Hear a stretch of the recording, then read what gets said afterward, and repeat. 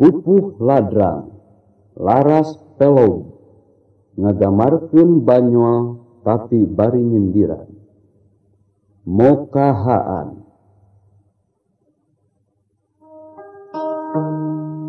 Ayah hiji anak bangkong leutik, mokahaan maksudna ngelehkeun sapi.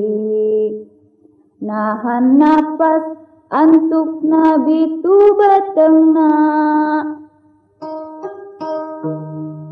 Ayah hiji anak bangkong leutik, mokahaan